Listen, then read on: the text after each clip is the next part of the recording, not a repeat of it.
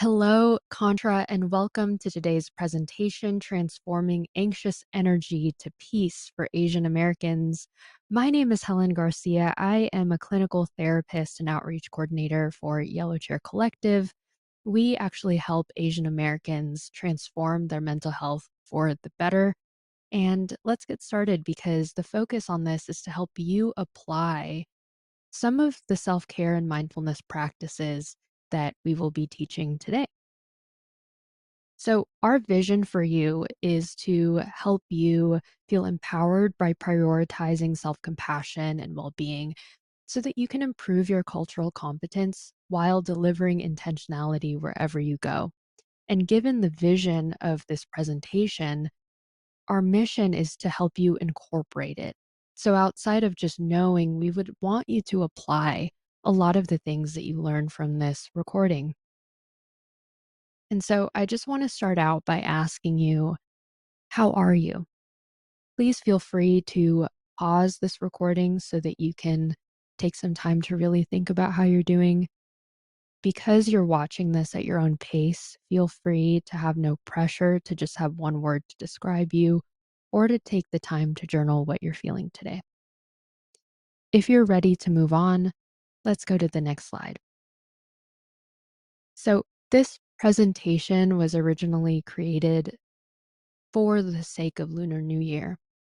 And I just want to hold space for people that might be feeling some of the repercussions, for those who might have been emotionally or even been there impacted by the events of Half Moon Bay and the Monterey Park shooting. Lunar New Year, in opposition to what happened in the events of the past, represents the opposite. Lunar New Year is an ancient celebration with cultural and spiritual significance. It marks the end of a cold winter and the start of a new year. It means new beginnings and new hopes. The holiday has its origins in China, and it's also been celebrated by many other cultures in East and Southeast Asia. Lunar New Year symbolizes the reunion of families and the passing down of tradition from one generation to the next. It's one of the reasons why we come to a place of celebration every time February or late January rolls around. And so please feel free to just do a check in with yourself to reflect on what your future intention is for this new year. So, how are we going to apply the principles of self compassion? Well, we're going to do it in one of two ways. I'm a big believer that true learning comes with application and not just having the knowledge. We can have the knowledge, but not really know how to apply them. And so a lot of the breakdown of information is going to be very short. And most of my presentation today is going to be spent with a lot of practical application, being able to do meditation and practical case studies to help you understand how you can take it to your work and daily life. So, first things first, you might be asking me, Helen, it's great and all the benefits of this, but what is self compassion? Now, historically, self compassion has its origins in Buddhist culture. It's this inherent belief that life is not removed from struggle. Our struggles are not hidden or even erased. In fact, it's our shared humanity that allows us to have compassion for ourselves and for others. Through the principles of self compassion, we recognize that every life contains hardship and that our difficulties are part of the process rather than something to be defeated. And so I personally like to break it down in 3 easy steps. I want you to look at this slide from right to left. Self compassion is rooted in mindfulness. It's not having an expectation for what is, but it's practicing presence for what is. By acknowledging that what is already there, we begin to honor our humanity. We don't ignore the hardship. We don't ignore the anxiety. We don't ignore the nervousness that we might feel in situations. We face them because we know that this is inevitable. Hardship comes for every single human being. It is not exclusive to our own. And so by honoring our humanity, we begin to practice self-kindness. We accept what is, we honor what is, and we are kind to what is. And so how are we kind to what is? We begin to feel our emotions without self-criticism or judgment. We just acknowledge it. And so we've reviewed it in 2 slides what self-compassion is. Next, I'd like to apply it through a meditation practice. And then following this, we're going to be going through some possible practical case studies that some of the people from Contra have asked in the live webinar. So I want you to get comfortable. You might be sitting in a chair, or you might be more comfortable standing up. You might be more comfortable with your eyes open. You might be more comfortable with your eyes closed. But holistically, what I want us to do is I just want us to take a deep breath today. You might be holding a lot in. There might be a lot of anxiety there, or a lot of tired there.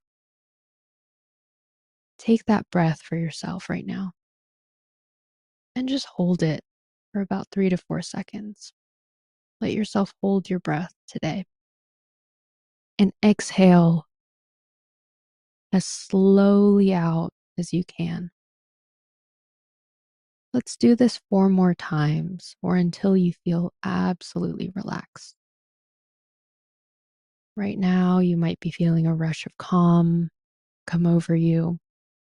You might even have your to-do list passing, and you might even feel the need to do something else. Right now, I just want to let you be. You might be looking around your desk with that to-do list. You might be thinking about what's next. It's not about pushing things out. It's about just letting them be. Take one really big, deep breath in. Hold it. And release as slowly as you can. I want you to imagine that your thoughts are just coming, but you're not grasping. You're not holding anything on. You're just letting it go. Let's take one more deep breath in. Hold it again. And release it. If you feel comfortable, close your eyes in this moment. Just hold yourself. You are worthy of pause. You are worthy of time. You're worthy of kindness. And let go.